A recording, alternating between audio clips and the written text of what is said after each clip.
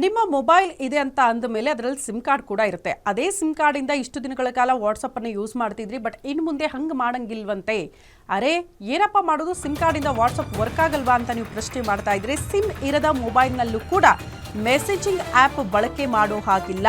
ಅಂದರೆ sim card ಇರೋದ್ರಲ್ಲಿ WhatsApp use ಮಾಡ್ತಿದ್ದೀರಿ ಅಂದರೆ ಇನ್ನೊಂದು ಯಾವುದೋ ಮೊಬೈಲಲ್ಲಿ ಸಿಮ್ ಇಲ್ಲದೆ ಆ ಮೊಬೈಲಲ್ಲಿ ನೀವು ವಾಟ್ಸಪ್ಪನ್ನು ಡೌನ್ಲೋಡ್ ಮಾಡಿಕೊಂಡು ಅದರಲ್ಲಿ ಯೂಸ್ ಮಾಡ್ತೀನಿ ಅಂತ ಅಂದರೆ ಹಂಗೆ ಮಾಡಂಗಿಲ್ಲ ಅಂತ ಸೈಬರ್ ಅಪರಾಧ ತಡೆಯೋದಕ್ಕೆ ಕೇಂದ್ರ ಸರ್ಕಾರದಿಂದ ನೂತನ ಕ್ರಮ ಕೈಗೊಳ್ಳಲಾಗ್ತಾ ಇದೆ.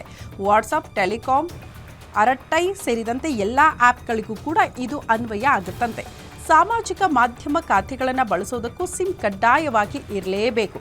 2025 ದೂರ ಸಂಪರ್ಕ ಸೈಬರ್ ಭದ್ರತಾ ತಿದ್ದುಪಡಿ ನಿಯಮದಡಿ ಕಾನೂನನ್ನು ರಚನೆ ಮಾಡಲಾಗಿದ್ದು 90 ದಿನಗಳ ಒಳಗಡೆ ಕಾನೂನು ಜಾರಿಗೆ ಕೇಂದ್ರ ಸರ್ಕಾರ ಆದೇಶವನ್ನು ನೀಡಿದ್ದು, ವಾಟ್ಸಪ್ ವೆಬ್ನಲ್ಲೂ ಕೂಡ ದಿನಗಟ್ಟಲೆ ಲಾಗಿನ್ ಮಾಡದಿರೋದಕ್ಕೆ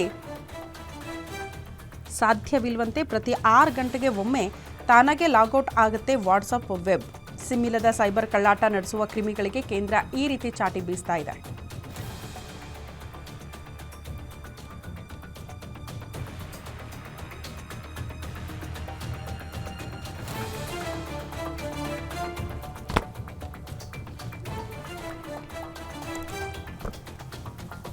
ನಿಮ್ಮ ಮೊಬೈಲಲ್ಲಿ ಸಿಮ್ ಕಾರ್ಡ್ ಇರುತ್ತೆ, ನೀವು ಅನೇಕ ಆ್ಯಪ್ಗಳನ್ನು ಕೂಡ ಯೂಸ್ ಮಾಡ್ತಿರ್ತೀರಿ, ಬಟ್ ಇನ್ನೊಂದು ಮೊಬೈಲಲ್ಲಿ ನೀವು ಸಿಮ್ ಇಲ್ಲದೆ ಏನಾದರೂ ಈ ರೀತಿ ಬೇರೆ ಬೇರೆ ಆ್ಯಪ್ಗಳನ್ನು ಡೌನ್ಲೋಡ್ ಮಾಡಿಕೊಂಡು ಅದರಲ್ಲಿ ವಾಟ್ಸಪ್ಪನ್ನು ಸೇರಿದಂತೆ ಬೇರೆ ಬೇರೆ ಆ್ಯಪ್ಗಳನ್ನು ಡೌನ್ಲೋಡ್ ಮಾಡಿಕೊಂಡು ಯೂಸ್ ಮಾಡ್ತಾ ಇದ್ರಿ ಅಂತ ಅಂದರೆ ಇನ್ನು ಮುಂದೆ ಹಂಗೆ ಮಾಡಂಗಿಲ್ಲ ಅಂತ ಕೇಂದ್ರ ಸರ್ಕಾರ ಸೈಬರ್ ಅಪರಾಧ ತಡೆಗಟ್ಟೋದಕ್ಕೆ ಇಂಥದ್ದೊಂದು ನಿಯಮವನ್ನು ಜಾರಿ ಮಾಡೋದಕ್ಕೆ ಚಿಂತನೆ ನಡೆಸ್ತಾ ಇದ್ದು, ವಾಟ್ಸಪ್, ಟೆಲಿಗ್ರಾಮ್, ಅರಟೈ ಸೇರಿದಂತೆ ಎಲ್ಲ ಆ್ಯಪ್ಗಳಿಗೂ ಕೂಡ ಇದು ಇಂಪ್ಲಿಮೆಂಟ್ ಆಗುತ್ತಂತೆ. ಸಾಮಾಜಿಕ ಮಾಧ್ಯಮ ಖಾತೆಗಳನ್ನು ಬಳಸೋದಕ್ಕೂ ಸಿಮ್ ಕಡ್ಡಾಯವಾಗಿ ಇರಲೇಬೇಕು. ಸಿಮ್ ಇಲ್ಲದೆ ನೀವು ಯೂಸ್ ಮಾಡ್ತೀನಿ ಅಂತ ಅಂದರೆ ಹಂಗೆ ಮಾಡಂಗಿಲ್ಲ ಅಂತ 2025 ದೂರ ಸಂಪರ್ಕ ಸೈಬರ್ ಭದ್ರತಾ ತಿದ್ದುಪಡಿ ನಿಯಮದಡಿ ಕಾನೂನು ತರಲಾಗಿದ್ದು 90 ದಿನದ ಒಳಗಡೆ ಕಾನೂನು ಜಾರಿ ಆಗಬೇಕು ಅಂತ ಕೇಂದ್ರ ಸರ್ಕಾರ ಆದೇಶವನ್ನು ನೀಡಿದೆ.